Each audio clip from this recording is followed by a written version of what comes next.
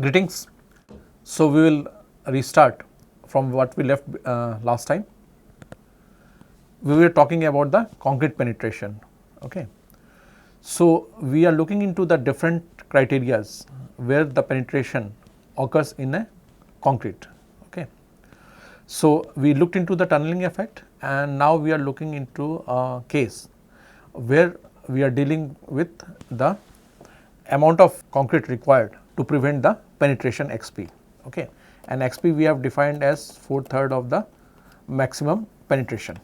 So let us say a case where the actual thickness of the concrete slab H is smaller than XP. Okay.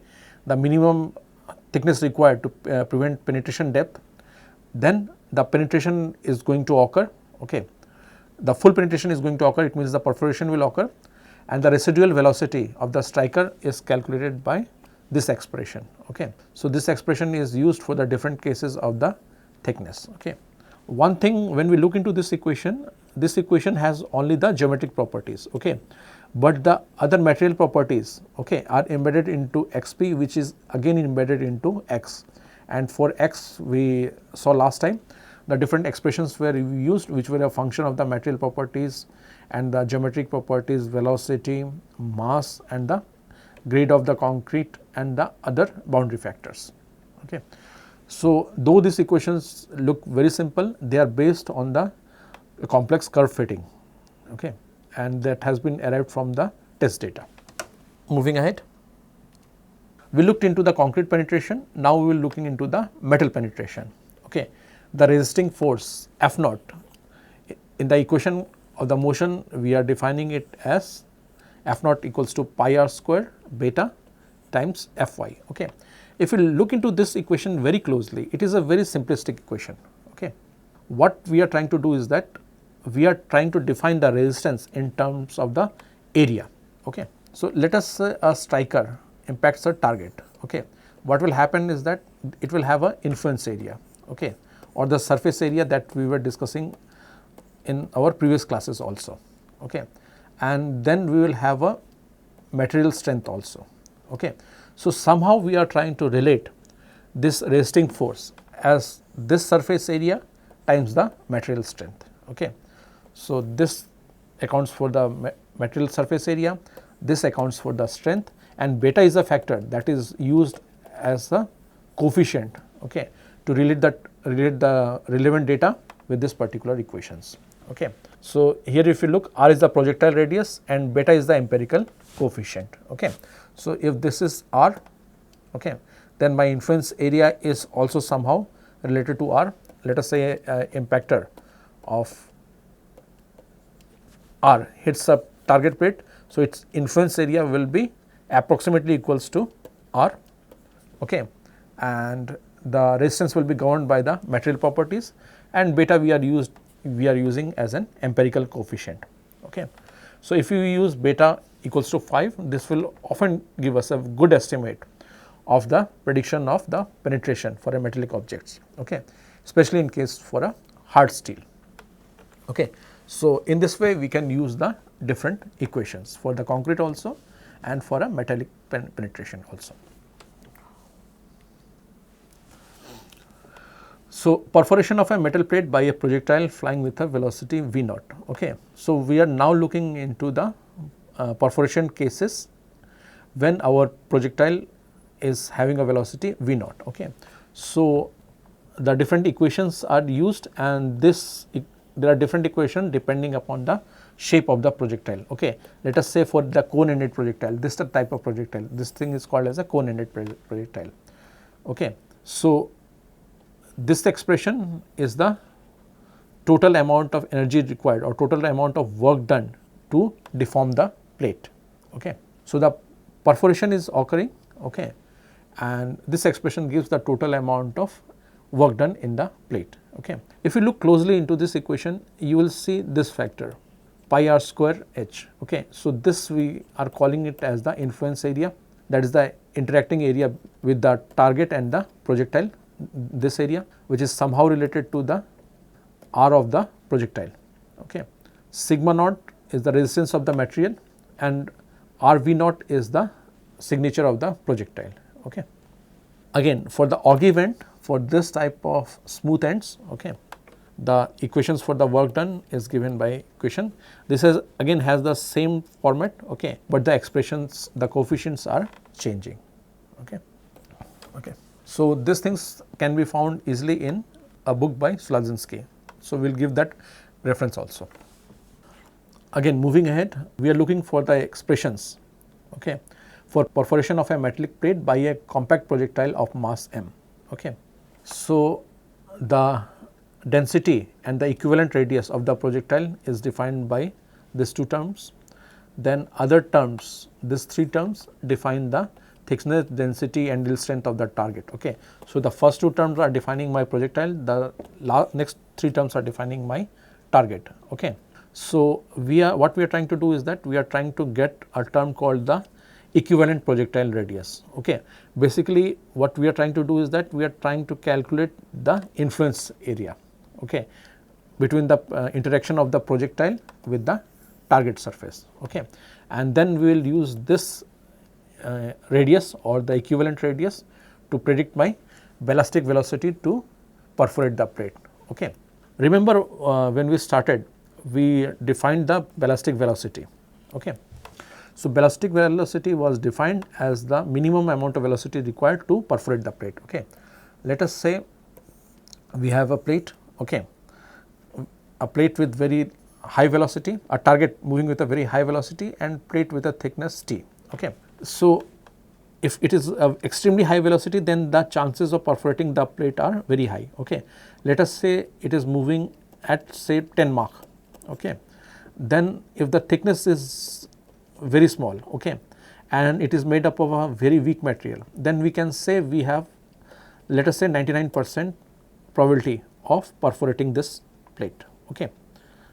The punching through of or by any other phenomena, the perforation of this projectile through this target, it has a 99% velocity, okay. Let us say what we are trying to do is that now we are trying to somehow lower the velocity, okay, 8 Mach, 6 Mach, 5 Mach, okay. Then the probability of this thing punching here will also come down, okay. So, we are defining a term as V50, okay, where V50 is the velocity, okay, that is the minimum velocity to perforate this plate, and the probability of this phenomena occurring is 50%, okay. Earlier when we defined our V ballistic, and V ballistic was defined as the minimum velocity required to perforate this plate, okay. There was no probability associated with that. Now we are associating a probability term here also, that the chances of this perforation occurring is 50%, okay. So, we are 50% sure that if we have a velocity, let us say 1.5 Mach, then this perforation will occur, okay, and it will have a chance of 50%, okay. So, this is the difference between the first one, the ballistic velocity VB and V50, okay. So, simply understanding, this is the minimum velocity which has a chance of 50% of doing the perforation, okay. And this is the expression used for the calculating the ballistic velocity V50, okay. So, V50 is also a very interesting term. Whenever we are designing bullets, or whenever we are designing some sort of protective measures, okay, which needs to see the behavior as a protective gear, then V50 is used, okay. So, V50 is taken as a benchmark to quantify for any type of protective gear, be it gear worn like a protective jacket, or be it any wall or anything that is used as a sacrificial thing for the protection, okay. So, there V50 is used, okay. So, whenever it is tested, normally one testing parameter is V50 should not be breached, okay. Moving ahead. So, again continuing for the metallic plate perforation due to impactor by striker with mass and velocity V naught. Now, the difference is 2 dr is the projectile diameter, okay. So, we looked into this H star phenomena, okay. So, H star, if you remember, this was the distance from the rear face surface at which the this crater phenomena is going to form. Okay. So, here the interesting fact is to be remembered that this plug-in is only one type of phenomena. Okay. There might be other type of phenomena, but we are looking into the maximum thickness of the crater that can be formed. Okay. Here the tricky part is getting the beta. Beta is the resistance coefficient which normally comes from our field testing. Okay. So, beta it is taken from the field experiments. Okay. But for some conventional hard steel, the value of beta can be approximated by 5. Okay. And for other type of impact, beta has to be taken from the field data. Why is the nose bluntness coefficient? So, for different type of impactor, this factor is used. Okay. For conical noses, 1 is used. Okay. And for spherical nose, 2 is being used. Okay. Then this is the equation for the perforation energy. Okay. Perforation energy for the different cases. Okay. H is greater than H star. Okay. Here meaning that H is greater than H star, and here when H is greater than H is less than H star. Okay. It means that this plug-in phenomena will occur. Okay. So, my H is less than H star. Okay. MT is defined as the shattered target mass. Okay. And PT is the target density. Okay. And VR is the residual velocity. Okay. So, these equations, okay, these equations are a mixture of the empirical equations as well as some sort of physics is involved. Okay. Like if you look into the equations for the coefficient resistance, certain physics is being involved. Okay. And it is being again calibrated using the test data. Okay. So, this way we can define or we can find out the residual velocity and the other coefficients. Okay.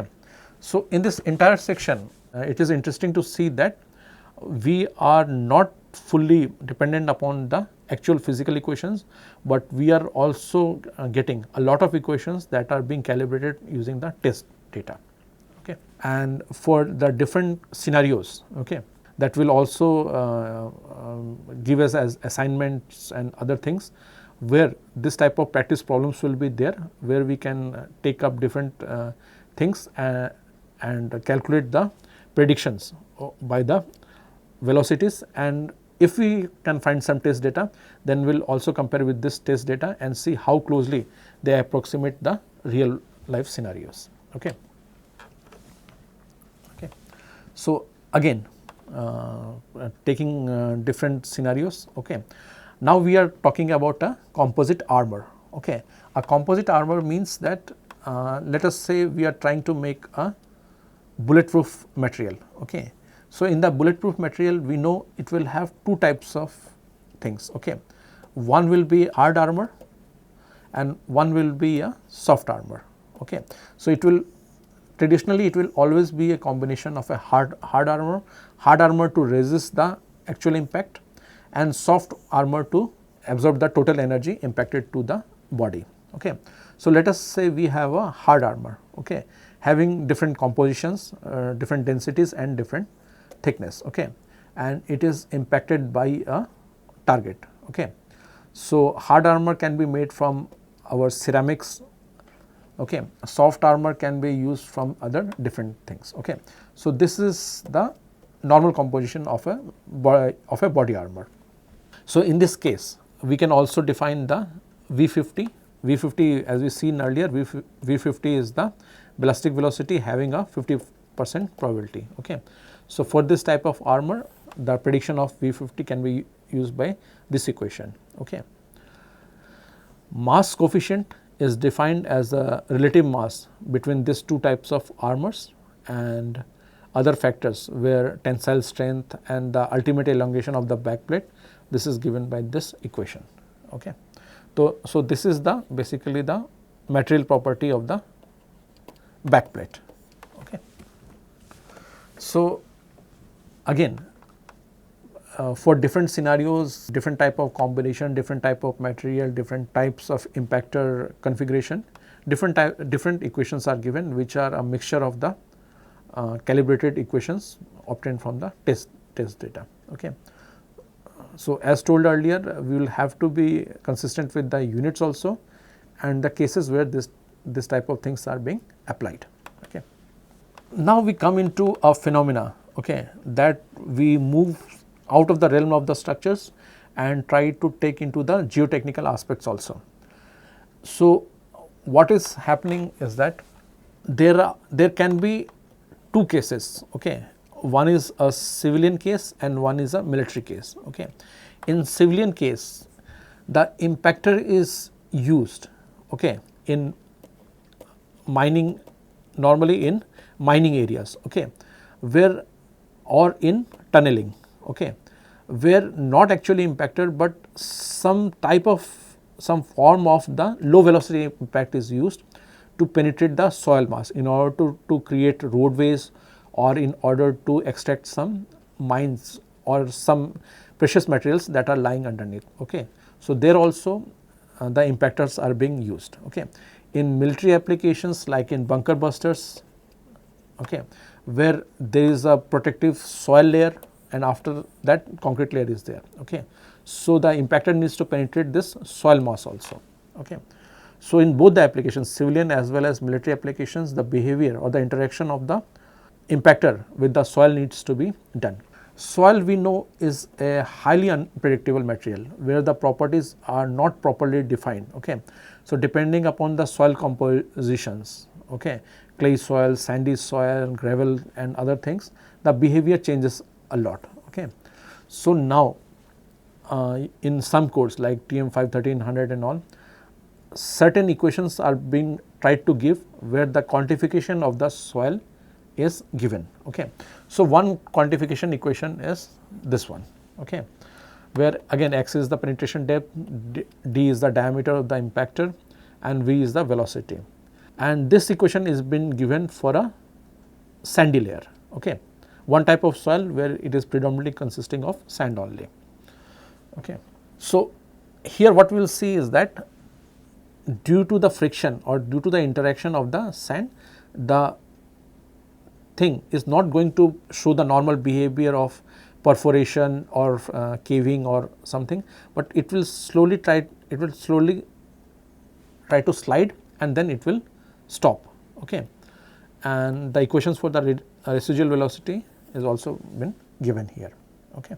So, here we started with the concrete, we dealt with the different type of metals also, and then we are into the realm of the soil which is penetrated by a given target. Again, other sets of equation given by the Sandia National Labs. Okay.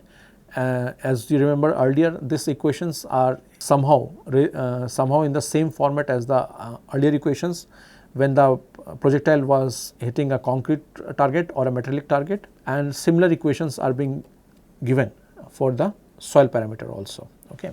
So, for different types of soil like frozen soil, dense cemented sand, massive gypsite and different types of soil, the parameter of S is defined. Okay. Hard dry clay without cementation, then other phenomena. So, depending upon different types of soil, the calibrating factor of S is given. Okay. See, one thing we should remember here is that these factors have a very wide range. Okay. You can say it is ranging from 10 to 20, 20 to 30. Okay. So, the range is very different because big chunk of soil behavior is trying to be estimated around like this. Okay. But in a given soil it will have different compositions. Okay. So, depending upon the composition, the exact value of the S cannot be estimated properly. Okay. So, this will again only give us an very rough estimate, okay, of the penetration. Okay. For an actual behavior for a particular case, we can only have a estimate of X. Okay. It will lie between this value.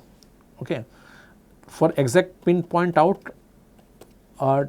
normally a test data of that particular specific site or a particular specific condition is required. Okay. So, this equations has to be dealt with carefully, okay, taking into account the large number of variability associated with the parameters. Let us try to do one example. Okay. So, we have a steel bullet with radius given 7.25 mm, mass is given, and it is asked to determine the depth of the penetration when the initial speed is V naught, okay, and it is penetrating a concrete target, okay, with a characteristic strength of F prime C equals to 32 MPa, okay. So, this is a classical example from Slazinski's book, and we will try to see that. So, AC formulas are being used, okay. So, since the equation was given in terms of metric units, we are using the metric equations, okay, and using these equations and putting the appropriate parameters, we find that the penetration will be 28 mm. So, the first equation was AC equation. Next, we will try to see the same thing using the NDRC equations, okay. So, the different equation proposed by different agencies are being compared, okay. So, here we can see that the penetration is predicted as 30 mm, okay. First equation 28 mm, next equation is 30 mm, okay. So, they are fairly close, okay. One thing to remember is that since the way we saw in case of soil, okay, this parameter S, okay, the calibrating parameter, if you can call it as a calibrating parameter, it has a large variability. This variability is due to the different composition of the soil also. So, the same thing we need to remember in case of concrete also. Concrete looks homogeneous, but it is a highly heterogeneous material, okay. It is composed of cement, it is composed of fine aggregates, it is composed of coarse aggregates, okay, and this fine aggregates is nothing but sand, okay. So, the variability associated with soil also comes into picture, it also creeps inside this thing. Coarse aggregate, again coarse aggregate will have different impact value, okay, it will have different impact value, it will have different crushing value, okay. So, coarse aggregate also have a variability, okay. So, for a particular grade of concrete, okay, even if it has different samples, there will be a different variability. So, the meaning of this term, okay, the meaning of this term is that if I test a large number of samples, the probability of getting any value less than this number is to a minimal, depending upon what code is being used. Normally, the probability of getting any number less than this is less than 5%, okay. So, this is the meaning of the term F prime C, and these are the predictions using different sets of equations, okay. And we know that these things were calibrated using experimental data. So, it might happen that when they were calibrating using their sets of equations, so the actual behavior of the concrete, okay, the variability in the concrete was different in this case, and the variability of the concrete was different in the case, and due to the inherent variable nature of the concrete, we can find this variation in the equations. It does not mean that this equation is correct or this equation is correct and the other one is wrong. It only shows that the variability, the different variability that has crept up into these equations due to the inherent behavior of the concrete, okay. So, concrete is one part. The other interesting part is the behavior or the interaction between these two materials, okay. So, depending upon the casting of this penetrator, okay, and the interaction between the surface phenomena, boundary conditions and other different conditions, there also will be a variability. So, all this variability will show up into the calibrated equations, because we remember we got this equation from the test data, okay. So, from the test data there was a curve fitting, okay. So, this is nothing but a fitted data with different coefficients. So, when this curve was fitted, okay, for let us say AC data fitting and NDRC data fitting, okay. So, when this data was fitted, it was fitted with certain probability, okay. So, due to this probability also, okay, the inherent nature of this data, there will be a variation in the equations also, okay. And when we are doing at our own case, we have to compare all these things with our particular case, and where the variability for something will be more and for the other thing might be less, okay. every time it will not behave in a similar fashion. Okay, depending upon what the actual experiment is there, what the actual experiment we are using, there will be a certain variability associated with this thing. So, there will be always a difference between the different types of equations. Okay. So, next part is the stress waves. Okay. So, in the part 1 we saw the simplified approach towards the impact problem. Part 2 we saw the contact mechanics, like we saw the Hertz law applied with the energy balance equations. In the part 3 we went into very detailed and we looked into the different types of impacts, okay, with metallic bodies, with concrete bodies, even we looked with the soil surface impacted by an impactor. We looked into the composites also, okay, and we saw different types of equations developed from the different agencies that are used in the different scenarios. Okay. So, we had n number of equations are there. We only try to show the most accepted type of equations.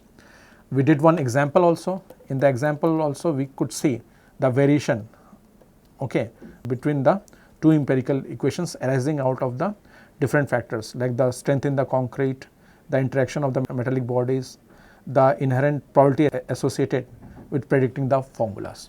So this is the take from the 3 phases that we have already completed. Okay. So, in this phase what we will try to do is that we will try to look into the stress waves. So, the definition of the stress wave. So, a stress wave is defined as a propagating disturbance in a solid medium caused by the sudden application of force. So, if you remember, this is our definition of impact, okay, a sudden application of force. Okay. So, during impact a stress wave is going to propagate in the solid medium. So, if you look into the figure, this red thing we can consider it as a impactor and this thing is the target body. So, when an impactor hits a target body, the waves will be travelling through this media. Okay. So, these are known as the stress wave. So, what stress waves are going to do? So, stress waves are going to cause a change in the stress pattern, strain, and also it will cause displacement that moves through the material. So, it will cause stresses, strains and the displacement in the material. Okay. We can define stress waves also as a form of acoustic wave that travels at a finite velocity through a solid material. Okay. Stress wave, again as we have defined earlier, it is generated whenever a sudden force such as impact or explosion is applied. Okay. So, stress waves when we are dealing right now, we are dealing for the impact case also and for the blast case also. So, it will cause a temporary disequilibrium. Okay. Acoustic wave, definition of the acoustic wave, it is defined as a type of wave that involves propagation of vibration through a material medium. Okay. So, it means that the vibration will travel through a material medium. Okay. So, stress waves are important because using the stress wave we can give an estimate of the behavior of the material, okay, during an impact phenomena or a blast phenomena. Okay. So, in this section we will continue and look into the details about the stress waves. Thank you.